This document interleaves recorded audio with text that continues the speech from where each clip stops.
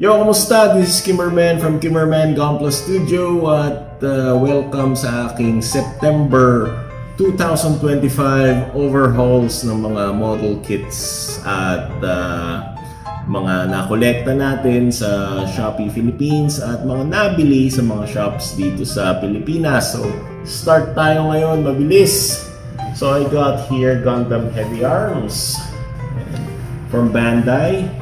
At honestly, ayoko talaga mangolekta ng Bandai na Gundam Wings kasi nababansutan ako sa mga Gundam Wings series. But since na umpisahan ko nang bumili ng Bandai Gundam Death Sight, ayan na, kumpletuhin na natin yung Wing Boys. At gusto ko kasing pagsabayin yung Gundam Seed and Gundam Wing series na kumpletuhin. So ayan na, naumpisahan ko na nga at pangatlo tong Gundam Heavy Arms para sa aking mga Wings series. Okay, so dapo naman tayo sa bootleg.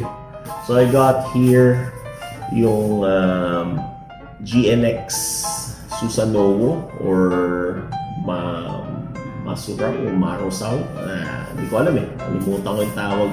Masuraw ata. Yan. So ito yung mobile suit ni Mr. Bushido sa Gundam 00. And buti na lang nagkaroon nito sa 1/100 scale. At kudos sa ABS Studio. ABS Studio 1/100 scale. Kasi to be honest, mas gusto ko yung mga grand suit sa Gundam 00 series. Yun lang, wala kasing 1/100 scale nun for high grade.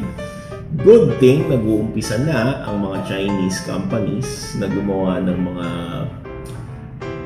upscale or mga 1/100 scale na model kits. Ito nga, isa na to din sa inabangan ko at actually, aksidente ko lang nakita kay Mech Player.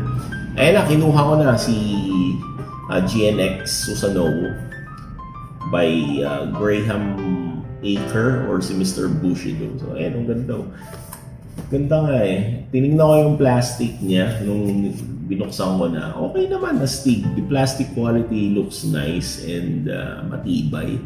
And merong option if you want to use the gold beam or the red beam. So ayan, Susanoo from ABS Studio.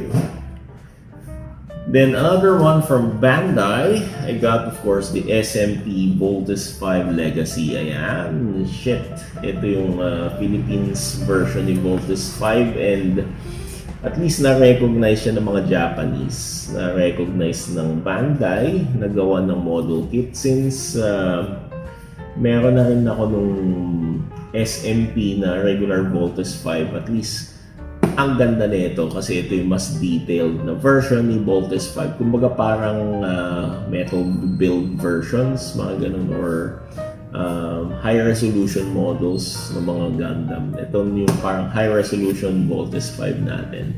So Voltes 5 Legacy, kung napanood nyo to sa GMA, okay lang yung graphics pero ayoko ng story. Ayoko talaga ng story ng mga Pinoy kasi mostly love story. Naluhan ng kung ano-anong kadramahan. Anyway, ang gusto ko lang talaga dito yung model kit. Ayan, good thing Bandai did the Voltes 5 Legacy model kit. Ayan, sama natin sa collection natin yan. And so, dapo tayo sa mga bootlegs. Mostly bootlegs tong kinolekta ko. Kasi last month, I already collected Bandai. So now, I got here Tolgis tree from Hobby Wang. Ayan. So thank you so much, Hobby Wang, for selling this Tolgis at an affordable price and at the same time, good condition. Okay, so ganda na ito, Tolgis tree. Ang hirap maghanap sa Bandai na ito, yung Bandai. Good thing, nag-release na naman si Daban ng mga ganitong kit. So, Tolgis tree from Gundam Wing Endless Waltz. And yung mga protagonist mga antagonist kits ko from Bandai, from Gundam Wing, mostly Daban. Epion, Tolgis 1, and Tolgis 2. Tolgis 2, actually, I bought it from... Meron na akong Tolgis 2 from Hobby Wang, kaso nagkaroon ng parang sirang part. Hindi na napalitan ni Hobby Wang yung nasirang part na yon, and mamaya papakita ko kung ano yung swinap ko kay Hobby Wang. Anyway, dapo naman tayo dito sa Gundam Wing Endless Waltz version. So this is yung 8825. Since I already got the 8820, might as well also get the 8825. So nasatisfy talaga ako dun sa itsura ng 8820. So sige na, na-convince na akong bumili ng 8825. So I bought it from a Chinese shop sa Shopee for the price of 1,600 something. Medyo nagkakaano na to nagkaka-overprice na din Before, parang nasa 1.3 lang to, 1.4. Yung iba naman nasa 2,000 na ngayon, umaangat yung price. But good thing nakakuha ko ng mababang presyo, 1.6. So in between. So ayan, 8825. Sama natin Gundam Wing. So ang galing, Gundam Wing and Tolgis 3. So ito dapat yata ito yung partner ko kay Tolgis 1. Ito naman si Tolgis 3 kay Wing, yung Angel Wings kay 8820, di ba? Ayan, okay na. So ito na. Aking dalawang Holy Grail. So first Holy Grail ko si Sinanju, yung kay full frontal. So ito yung kulay pula na Sinanju from Comet. Ano ba to? Comet Technology. So parang parang kabox lang din ni Solomon Faisalis kasi yung design, di ba? Very Solomon Faisalis yung pagkaka-print.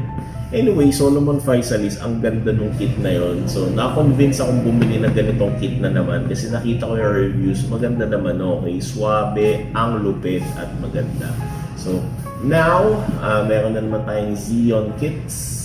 Kaya na-convince na akong bumili kasi okay yung reviews. Tsaka maganda. Ganda ng plastic. Tapos yung gold niya, hindi sticker. So they are all color separated part. Ayan.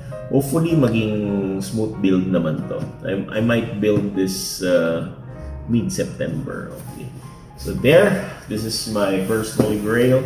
And speaking dun sa pinalit ni Hobby Wang sa akin kasi hindi niya na nabigay yung part ng Tolgis 2. Thank you Hobby Wang na pinagbigyan mo ako na i-swap na lang yung item sa isa pang item, tapos bayaran ko na lang yung kung may excess dun sa item na yun. Kasi mamura yung Tolgis 2 ito medyo mahal. So yung kulang nun, binayaran ko. So I got the Hemoction Dragon Call, and I think this is Kunio Okawara partnership, if I'm not mistaken. Partnership niya sa isang video game. I'm not familiar, but nakita ko lang ang ganda nung design nito. So para siyang Gundam na may yung mga Supernova kits, yung mga Fire Lord, example Fire Lord, ganda. Kasi may mga fire effect siya. So there, pinalit sa akin ni Hobby Wang itong Dragon Ball. Ganda, Steve. So, ayan, my two Holy Grails for September. Si Comet Technology Sinanju and si Dragon Call from Hemoction. Ayan. So, thank you so much for watching this overhaul for September 2025, and happy building. This is Kimmerman from Kimmerman Gampa Studio saying build, collect, and enjoy. God bless.